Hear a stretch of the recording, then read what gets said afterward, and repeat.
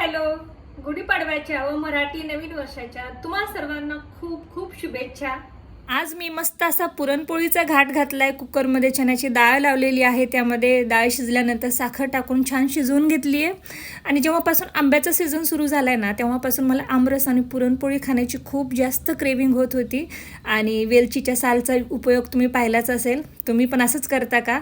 आणि पुरण शिजलं का नाही हे पाहण्यासाठी पाहू शकता, आपलं जे पळी आहे ती व्यवस्थित बसली म्हणजे पुरण छान शिजलेलं आहे. नेहमी मी पुरण मिक्सरमध्ये बारीक करते, पण आज म्हटलं चाळणीने करून पाहूयात. खूप छान झालं, पण माझ्याकडे प्रॉपर पुरणाची मोठी चाळणी नव्हती, ही छोटी होती, त्यामुळे खूप वेळ लागला आणि हातही दुखलेत भरपूर. त्यानंतर मी मस्त असा आमरस बनवला आहे. काळ्या मसाल्यातली आमटी बनवली. आता हे जे आमरस आहे ते मी फ्रीजमध्ये ठेवते, म्हणजे संध्याकाळच्या जेवणेपर्यंत छान थंड होईल. आता ताटही लावून झालेली आहे. स्वयंपाक खूप छान झाला होता. घरी आलेल्या पाहुण्यांना देखील आवडला. बाय.